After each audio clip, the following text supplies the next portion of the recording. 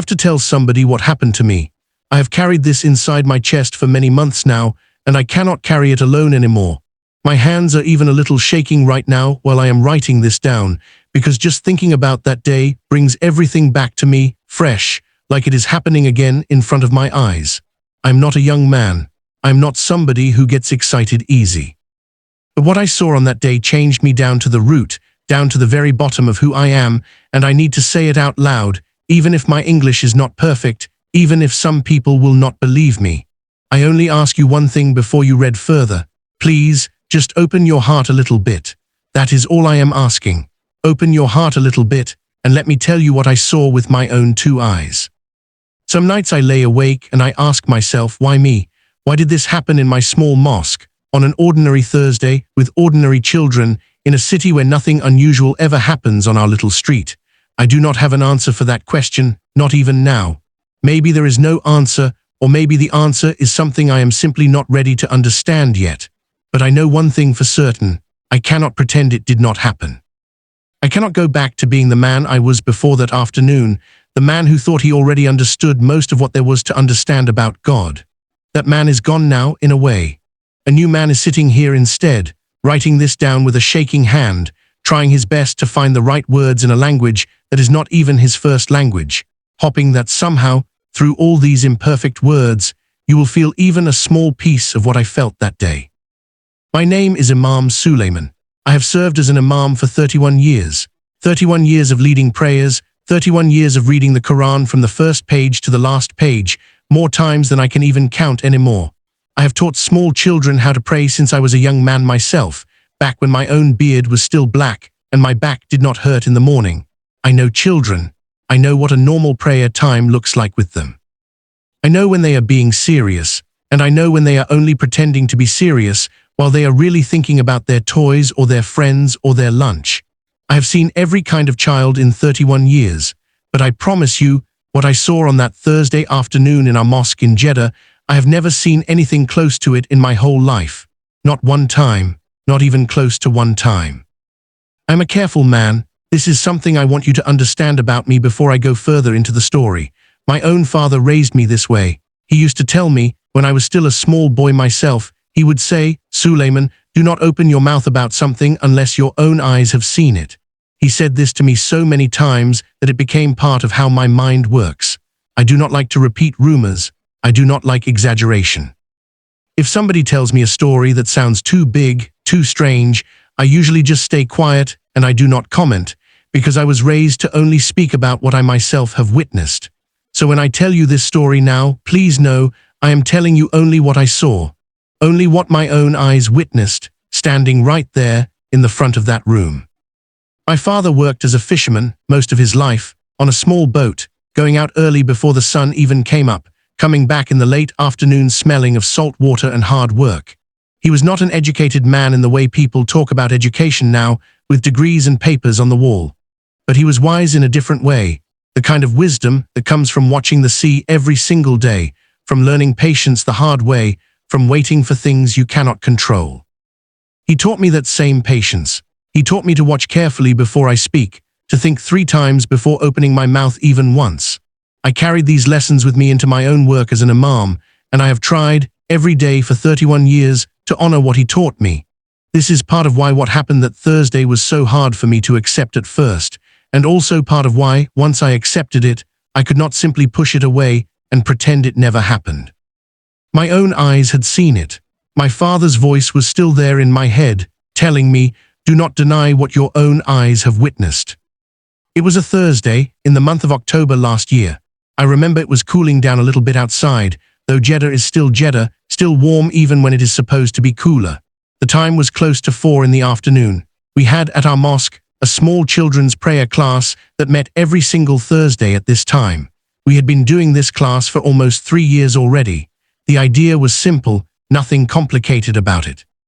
We would take children, boys and girls together, somewhere between the age of 7 and 10 years old, and we would teach them how to pray properly.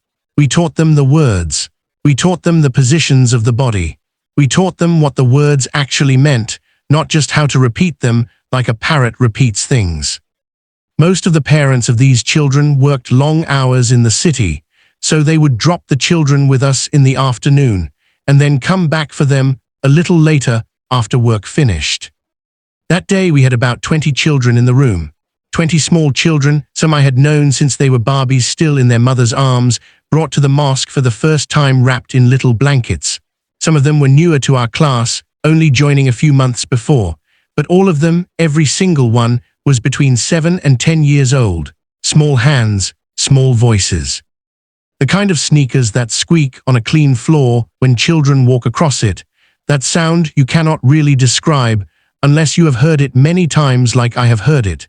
Sitting in that same room, Thursday after Thursday, for 3 years.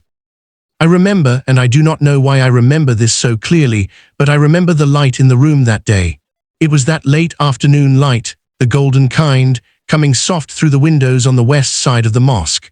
Outside it was hot, the normal Jeddah heat, but inside the room the air conditioning kept everything cool and pleasant. Everything felt calm.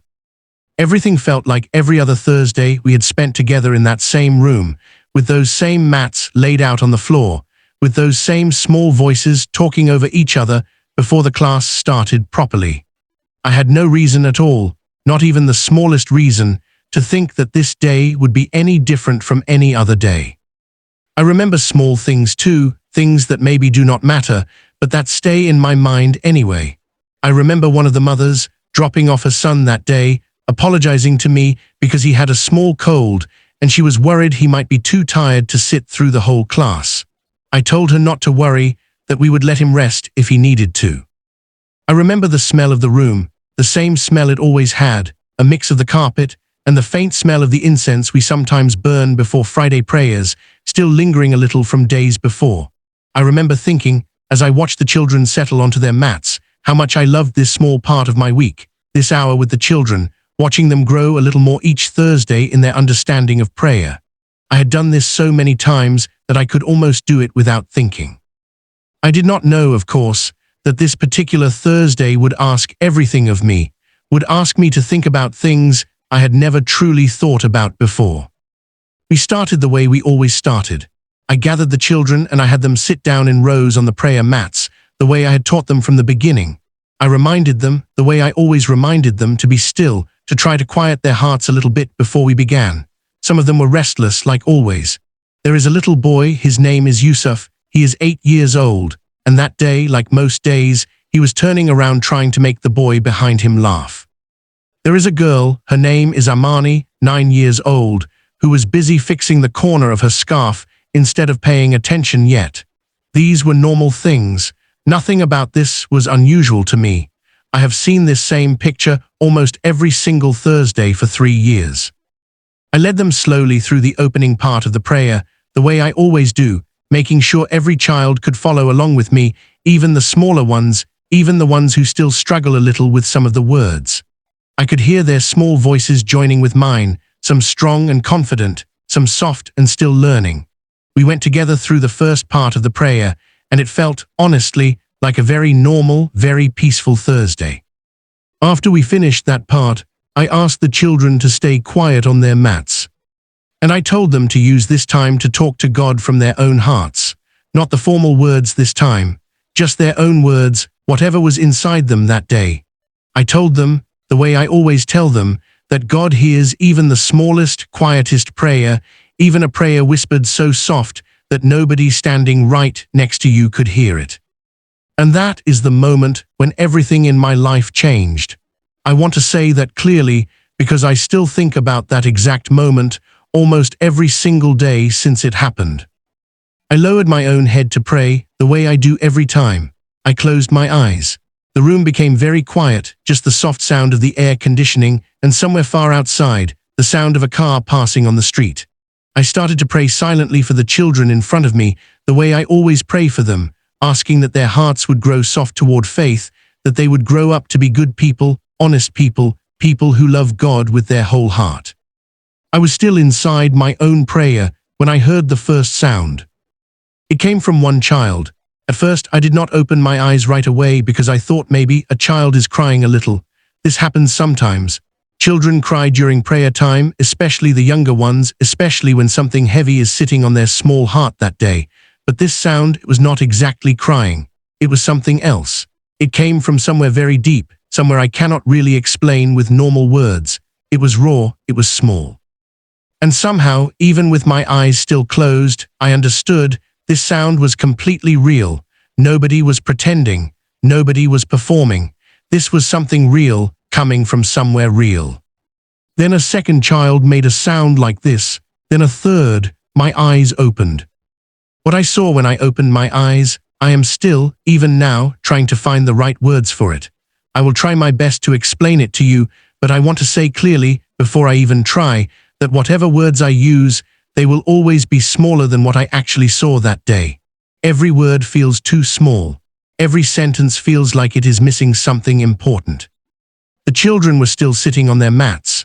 Not one of them had moved from their spot, but their faces were completely different from anything I had ever seen on a child's face before in 31 years of working with children. Their eyes were closed, all of them, but their heads were tilted up a little, like they were looking at something above them, something up high, even though their eyes stayed shut the whole time.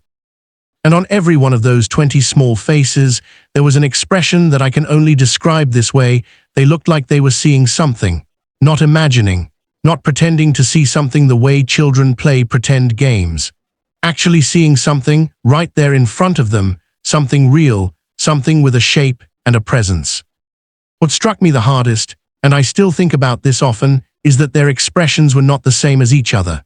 If this was children copying each other, if this was some kind of a game they had planned, their faces would look similar, maybe even matching each other a little. But no, every face was different. Some children had tears just quietly running down their cheeks, no sound at all, just water falling down their small faces. Some had their mouths open a little bit, like they wanted to say something, but the thing in front of them was too much, too big, and the words could not come out yet.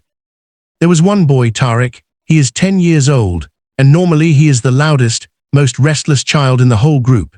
He is the kind of boy who cannot sit still for even 5 minutes without poking the child beside him or whispering something to make another child laugh in the middle of recitation. I have had to speak to him gently many times over the months, asking him to focus, asking him to be patient with the class. That day his hands were pressed flat against his chest, and his whole body was still, completely still, more still than I had ever seen him, more still than I honestly thought was even possible for a boy like Tariq. His face had a piece on it that I had never once seen on a 10-year-old boy's face before. The kind of piece that, in my experience, usually takes a person many, many years to find, if they ever find it at all. Some grown men I have known for decades have never found a piece like the one I saw sitting on that boy's face that afternoon. Then the sounds began to grow bigger. The children were not speaking Arabic anymore. They were not speaking any language that I could recognize. And I want you to understand, I have lived my whole life around people who come from many countries, many different languages, because our mosque welcomes people from all over the world. I have heard English, French, Urdu, Somali, and many more over the years. But this was not any of those languages.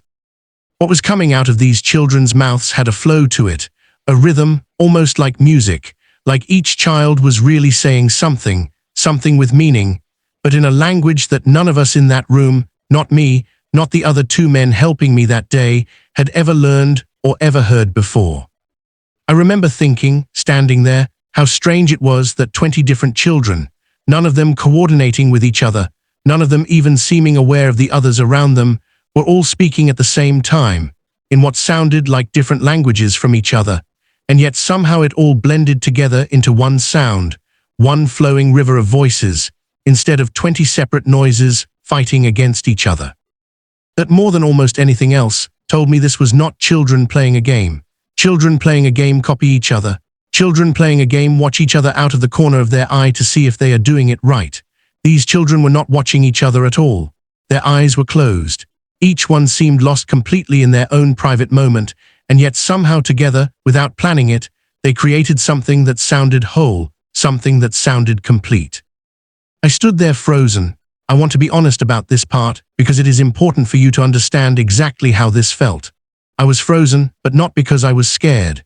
It was something different than fear. It felt more like my whole body understood, even before my mind could catch up to it, that whatever was happening in front of me was so much bigger than me, so far beyond anything I had ever known, that the only right thing to do was to stay completely still and just watch. I tried in that moment to make sense of the sounds coming from these small mouths. My mind, out of habit, went searching through every language I had ever heard in my life, trying to place what I was hearing into some kind of a box, some kind of a category I already understood, but nothing fit. It was not any language from any country I know of. It did not sound like nonsense either, the way a child might make up silly sounds during play. There was a shape to it, a pattern. Something that felt organized, even structured, the way a real language has structure, even though none of us in that room could understand a single word of it. I remember thinking, in a strange, quiet corner of my mind, that whatever this was, it was not random. It meant something. Somebody somewhere understood every word being spoken in that room, even if none of the grown men standing there could understand any of it at all. I looked over at the two other men who helped me with the children's class. One is named Khalid, the other is named Faisal. Both of them were exactly like me, frozen, standing with their eyes wide open, not moving, just watching the children the same way I was watching them. None of us said a single word to each other. None of us moved from where we stood. The children kept praying, if that is even the right word for it. That is the only word I have for what they were doing.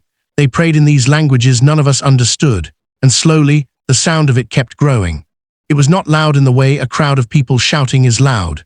It was more like a kind of music that builds up slowly, where each new voice joins with the ones before it, until together they become something bigger than any one of those small voices could ever be alone. I felt something on my own skin then, warmth, but not the normal kind of warmth, not sunshine warmth, not the kind you feel from a heater. This warmth was different, and I still do not have the perfect words for it. It started somewhere on my arms, and then it moved up slowly into my chest, and then into my face. It felt like being held by somebody. Like when a person who loves you very much puts both of their hands on your shoulders, and you can feel the warmth of their hands right through your clothes. Even though you cannot see them doing it, that is the closest way I know how to explain this feeling to you. Then the little girl, Amani, the 9-year-old who had been fixing her scarf at the beginning, she opened her eyes, and when she opened them they were full of tears, and she was looking very directly at a place in the middle of the room. She was not looking at me. She was not looking at any of the other children around her. She was looking at something right there in the middle of that empty space, something that none of the rest of us in that room could see with our own eyes. Then she said something. She said it in Arabic, so I could understand every word. Her voice was so quiet, I almost missed it. I had to really listen hard to catch it. She said, "You came." That is all, 2 small words, "You came." Then she closed her eyes again, and went back into that same unknown language she had been speaking before. When she said those 2 words, I felt my own knees go weak underneath me. I want you to know I am a big man, a tall man, not somebody with weak knees normally, but in that moment my legs felt like maybe they would not hold my own weight anymore, because of the way she said it, the tone in her small voice, the look that was on her face when the words came out of her mouth. I understood, right there, standing in the front of that room, that she was not talking to an idea in her head. She was not talking to a memory, or something she had read one time in a book. She was speaking to somebody who was standing right there in that room with us, somebody she could actually see with her own eyes, even though the rest of us could not. I did not know yet, in that moment, who she was seeing. My mind was searching through everything I had ever learned in my whole life, everything I had ever been taught since I was a small boy, trying to find some explanation, some answer, some box I could put this into. But nothing I had ever learned before had prepared me for what was happening right in front of me in that room. The children continued like this for what felt, to me, like a very long time. I honestly cannot tell you exactly how long, because something happened to my sense of time during those minutes. It might have felt like 20 minutes to me. It might have felt like 2 hours. My own mind was not tracking the clock at all during that time. Later, Brother Khalid told me it was close to 40 minutes, from the moment the first child made that first sound, until the last child slowly opened their eyes again. 40 minutes of these children speaking in languages they had never studied, crying without any sadness on their faces, their expressions full of something I still, even now, do not have a proper word for. Some of the children began to move a little during this time, not wild movements, nothing that looked out of control. Some of them raised their small hands slowly into the air, the way you might reach up to touch something that is just a little bit above your head. Small hands, 7-year-old hands, 8-year-old hands, reaching upward towards something none of the rest of us could see. There was one small boy, his name is Ibrahim. He is only 7 years old, the youngest child in our whole class. He stood up from his mat, without even opening his eyes, very slow, very careful, and he stretched both his little arms out in front of him, the exact same way a small child reaches out their arms toward a parent when they want to be picked up. And the look on his face, while he was standing like that with his arms stretched out, it was the look of a child who has finally found the thing he has been searching for his whole life. I have never in my life seen a more complete relief on any human face, young or old. I watched all of this without saying anything. Brother Khalid and Brother Faisal watched too without saying anything. I believe, even without any of us saying it out loud to each other, we all understood in that moment that whatever was happening in that room, we did not have the right to interrupt it. We did not have the understanding or the position to decide when this should stop. So we just watched. We just stood there and watched. The moment that finally broke me completely, the moment when I could not hold myself together any longer, that came when a 10-year-old girl named Zainab began to speak. She had been one of the children praying in that unknown language like all the others. But then slowly, the strange words slowed down and she started to cry. Real crying this time. The kind where the shoulders shake up and down, where the breath comes out in short little bursts, one after another. And through this crying, in Arabic this time, she began to speak words I could understand. She said again and again that she did not know who he was, that she was sorry, so sorry. She kept repeating this over and over, that she did not know who he was. This is the part that broke me completely, because in all my 31 years leading prayer, I had never once heard a child apologize to somebody who was standing right there in front of them in that exact moment. Children apologize to their parents, yes. They apologize to their teachers, to their friends, to people they have wronged in some small way, but they do not apologize to an idea. They do not say sorry to a thought in their own head. The way Zainab was apologizing, it was exactly the way you apologize to a real person. Somebody standing right there in front of you. Somebody who has every right to be upset with you, but who you can somehow tell, even through your own tears, is not upset with you at all. I realized at some point during all of this that I myself was crying. I had not even noticed when it started. The tears were just there on my face, and I had not felt the moment they began to fall. I am a 63-year-old man. I have buried both of my own parents. I have sat next to people while they were dying, holding their hand until the very last moment. I have received hard news many times in my life, and I have carried heavy things without breaking down. I am not a man who cries easily, not at all. But there I was, standing in the front of that room, watching children who could not possibly have planned this, who could not have practiced this together, who could not have organized this between themselves in any way, and I was crying like I was a small child myself. One by one, slowly, after some time, the children began to come back. Their eyes opened one at a time. The strange sounds began to quiet down. The room slowly began to settle again. And as each child opened their eyes and came fully back into the room, the look on their face changed, not to sadness, not to confusion even, but to the kind of quiet a person carries after something very big has happened to them. The kind of quiet you see on the face of somebody who has just received news that changes everything they thought they knew. I watched each face open, one after another, almost like watching a row of small lamps come back on, one at a time, after the electricity returns following a storm. Some children blinked slowly, looking around themselves like they were surprised to find themselves still sitting on the same old mats, in the same old room, with the same old afternoon light still coming through the same windows. A few of them reached over, without even thinking about it, and held the hand of the child sitting closest to them, the way you reach for somebody's hand after you have both been through something together, something words cannot fully carry. Nobody in that room, not one single child, looked frightened. That is something I want to make very clear to you. Not one of them looked scared or confused in a way that worried me. They looked, every one of them, like they had just come home from somewhere very far away, tired in a good way, the way you feel tired after a long, meaningful journey, not the way you feel tired after something exhausting or frightening. Little Yusuf, the 8-year-old who had been trying to make his friend laugh at the very beginning of the class, he was one of the last children to open his eyes.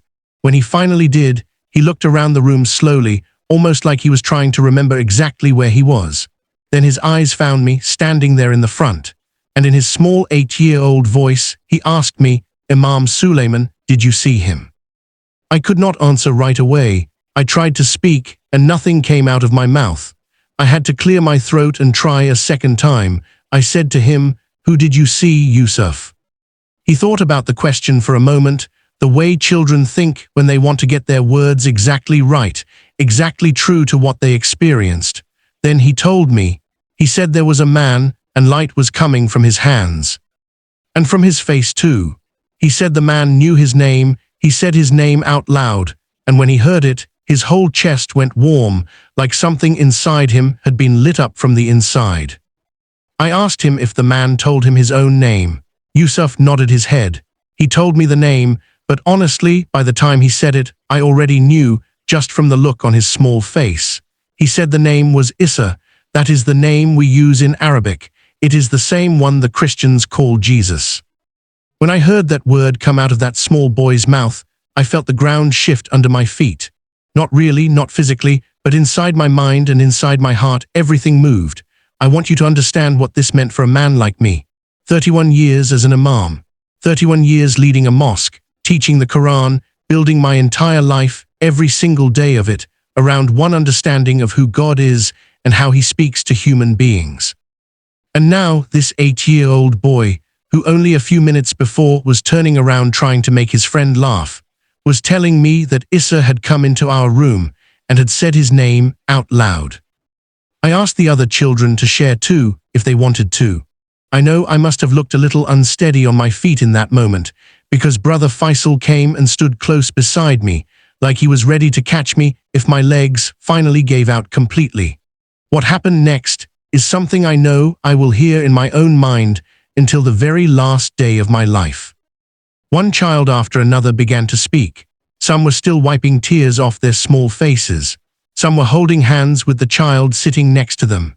And every single one of them described something similar, but each one also had their own small details, their own way of saying it, the exact way real witnesses to a real event always describe things a little differently from each other. They talked about a man made of light, standing right there in the middle of the room.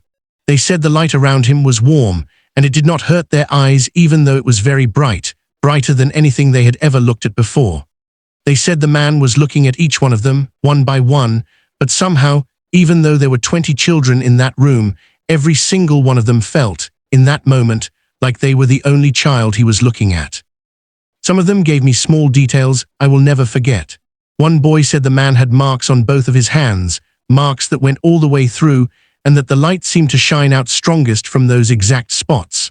A girl told me he smiled at her, and when he smiled, she felt like somebody had lifted something very heavy off her back, something heavy she did not even know she had been carrying around with her this whole time. A younger boy told me that when the man spoke, the sound of it did not come from outside of him, the way normal sound comes from outside. It came from inside his own chest, like the words were already sitting there inside him before his own ears even caught the sound. Amani, the 9-year-old who had said those 2 words, "You came," she told me something that made my whole body go still again. She said that the week before, at night, alone in her room at home, she had prayed a prayer she had never told anybody about, not even her own mother. She said she had asked God, very simply, if there was more to know. That is exactly the way she said it to me. A 9-year-old girl, alone at night in her bedroom, asking God if there was more to know than what she already understood. And then, the very next Thursday, right there in our mosque, during children's prayer time, this happened. I am still thinking about that small detail, even now, many months later. A 9-year-old child asked a real question, an honest question, and 1 week later, she received an answer.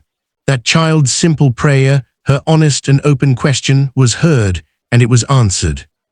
I have spent over 30 years of my life in prayer, and I have to tell you that one detail, a child's quiet prayer being answered in this way, that moved something inside me more than almost anything else that happened that whole day. The children began speaking again, briefly in those same unknown languages, but softer this time, more like the quiet you hear at the very end of something, rather than the middle of something still building up. And then, slowly, it stopped completely. The room returned to full quiet. The air conditioning kept humming in the background. Outside, a car passed by on the street. The afternoon light was still golden coming through the windows, exactly the same as it had been at the start of the class, like no time had passed at all outside, even though everything inside that room had completely changed. I sat down on the floor. I know this might sound strange, an imam simply sitting down on the floor in the middle of a class like that, but my own legs finally would not hold me up anymore, and I had nothing left inside me to argue with them about it. I sat down, right there on the mat, and I looked at these 20 children, who were all looking back at me with their quiet, changed faces. And I thought, sitting there, about everything I had ever been taught, and everything I myself had taught to other people over all these years. I thought about those 20 children and the strange languages that had come out of their small mouths, languages I am certain, completely certain, none of them had ever studied or even heard before in their whole lives. I thought about Yusuf saying that one word, Issa. I thought about Zainab saying, over and over, that she did not know who he was. I thought about Ibrahim, only 7 years old, standing there with his little arms stretched out, the way a child reaches for a parent they have missed very much. I did not have any answers. I want to be honest with you about that part too. I did not walk out of that mosque that day with everything figured out neatly in my mind. I did not have some clean explanation, some clear plan for what to do next. I was shaken, in a way I had never once been shaken before in my whole life. Everything I thought I knew for certain was now sitting differently inside me, like the furniture in a familiar house that somebody moved around while you were not looking. Everything was still there, nothing was missing, but nothing was in the same place I had left it anymore. That evening, after the parents came and picked up their children, one by one, and after Brother Khalid and Brother Faisal both went home, both of them looking as quiet and as changed as I felt myself, I stayed behind. I sat alone in the empty mosque for a long time. The lights were turned down low. The room was completely empty now, except for the prayer mat still sitting on the floor, exactly where the children had been sitting only a couple hours before. And I prayed. I prayed the way I had not prayed since I was a very young man, back when I was first learning what prayer even was, before it became something routine, something I did almost without thinking about it anymore after so many years. I prayed without any formula, without any structure at all. I just talked. I talked to God, and I told him everything I was feeling inside. I told him I was confused. I told him I was a little afraid. I told him I had given 31 years of my life to this, to serving him the way I was taught, and now I needed him to help me understand what I had just witnessed with my own eyes in that room. I told him I wanted to know the truth, whatever that truth turned out to be, even if it was different, even very different, from everything I had always believed up until that day. I told him I wanted to ask the same question that small Amani had asked, alone in her room, the week before all of this happened. I asked him if there was more to know. Something happened while I was praying alone in that empty room that night, something I will only share with you in a small, careful way, because a part of it belongs only to me, in a private place inside my heart. I will only say this much. I was not alone in that room while I was praying. I know this for certain, even now, even all these months later. I felt that same warmth again, the exact same warmth I had felt earlier that day while the children were praying, the warmth that moves slowly up through your chest and settles there. And in my heart, not with my own physical ears, but somewhere deeper than that, I heard my name.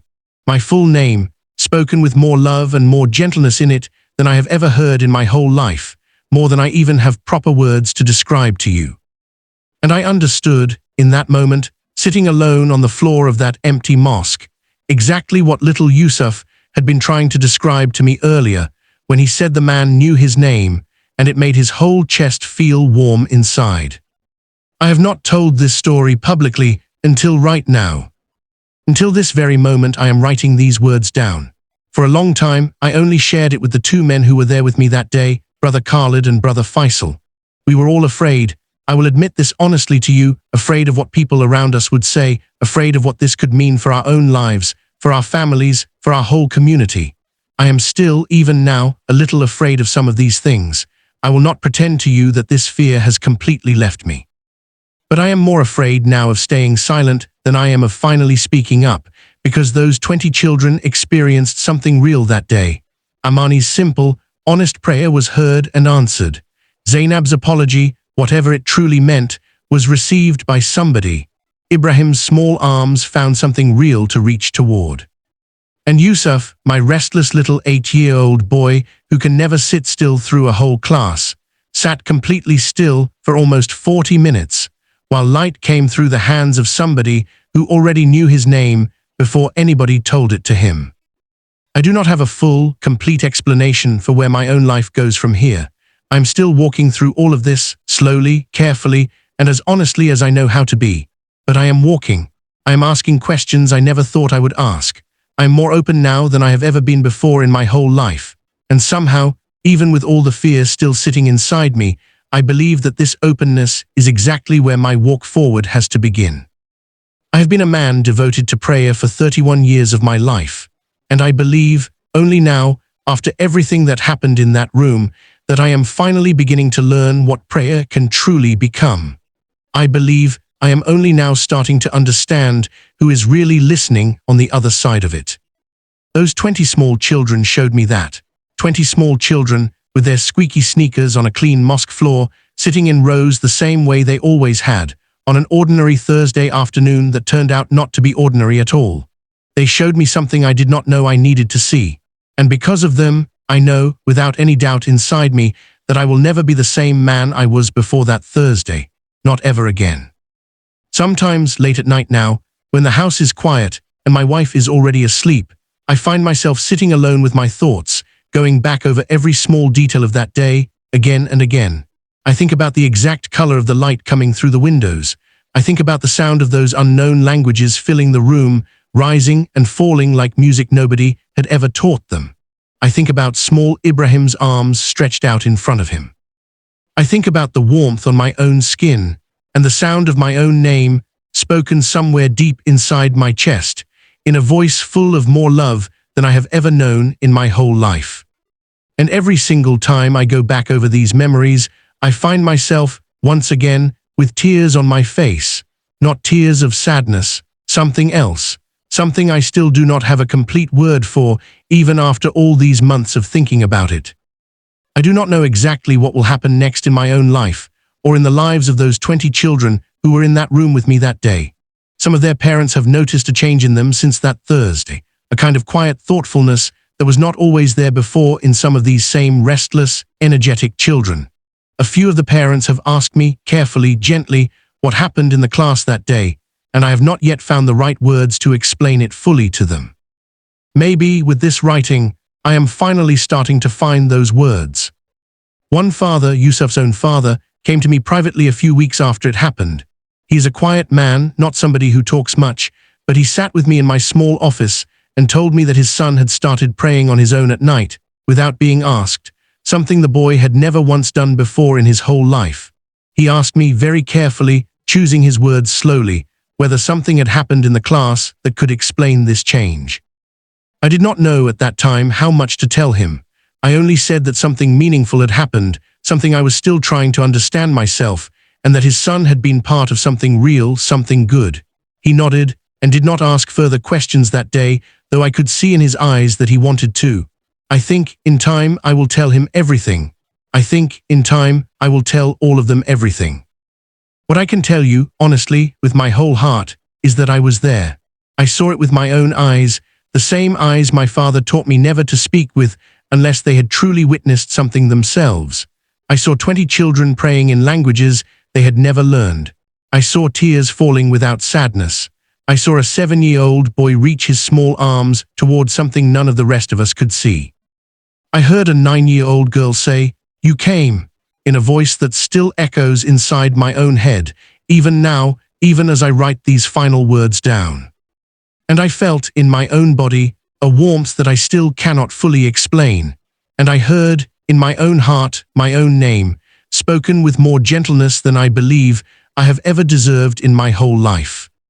I am still Imam Suleiman. I am still the same man who has led prayers in that same mosque for 31 years. But I am also somehow a different man now, walking a road I did not expect to be walking at this stage of my life, at 63 years old, after everything I thought I already understood about God and about faith, and about the way He chooses to speak to human hearts. I do not know where this road leads. I only know that I am still walking it, one careful step at a time, the same way my father taught me to walk through life itself, slowly, honestly, and only ever speaking about what my own eyes have truly seen. And what my own eyes saw, on that Thursday afternoon in October, in a quiet mosque in Jeddah, filled with the golden light of late afternoon and the sound of 20 small children's voices, I will carry with me for as long as I live. I will carry it, and I will keep telling it, because I believe now, more than I have ever believed anything before in my whole life, that some things are simply too true and too important to keep locked away inside a person's chest forever. I think sometimes about how strange it is that God would choose to speak this way, not to me first, not to the older men in the room who had spent their whole lives studying and praying and thinking they understood something about Him already, but to the children, to the small ones, to the ones who still trust easily, who have not yet built up all the walls that grown men like me build over the years, walls made of pride and certainty, and 31 years of thinking I already had most of the answers. Maybe that is part of the lesson in all of this, though I'm still turning it over in my mind, even now, trying to understand it fully. Maybe a person has to become small again, small like a child, before they can truly see clearly. I do not know for certain.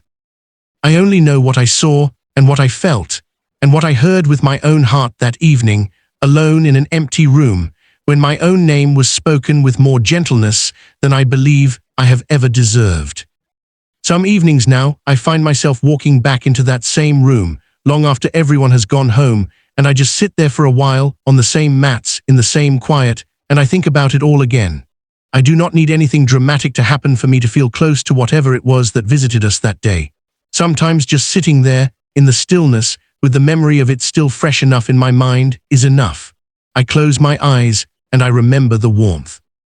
I remember the sound of those small voices, rising and falling like something being sung rather than spoken. I remember Ibrahim's small arms stretched out in front of him, reaching for something the rest of us could not see. And every time, without fail, I feel a small piece of that same warmth return to me, settling somewhere in my chest, the same place it first arrived on that Thursday afternoon that changed the whole direction of my life. I do not know what the coming months will bring for me, or for the 20 children who were in that room with me. I do not know how my own community will respond once this story reaches wider ears than the small circle who already know it. I have thought about this many times, lying awake at night beside my sleeping wife, wondering what will happen to my position, to my family, to the life I have built over 3 decades in that mosque. But every time these worries rise up in me, I remember the warmth again, and I remember that voice, speaking my own name with more love than I have ever known, and somehow the worry grows a little smaller each time. And my courage to speak grows a little bigger. I am only a simple man. I am not somebody important in the wider world. I am just an imam from a small mosque in a city by the sea who watched something happen to 20 ordinary children on an ordinary Thursday, something I still do not have complete words for, even after all these months of trying to find them. But I have decided, finally, after much prayer and much fear and much quiet thinking, that I would rather speak this truth imperfectly, with my simple words and my imperfect language, than keep it locked inside my chest for the rest of my life, afraid of what people might say or think of me. If you have read this far, I thank you from the bottom of my heart for staying with me through this whole story. I do not know what you will do with what I have told you. Maybe you will believe every word. Maybe you will have doubts, and that is all right too. I understand doubts. I have wrestled with my own doubts every single day since that Thursday happened. But whatever you decide, I only ask you to remember one thing. 20 small children in a quiet room on an ordinary afternoon experienced something that none of us grown men in that room could explain, or plan, or fake. And I was there. I saw it with my own eyes, the same careful eyes my father raised me to trust only when they had truly witnessed something themselves. And because of what those eyes saw that day, I know, without any doubt left inside me, that I will never again be the same man I was before that Thursday afternoon in October.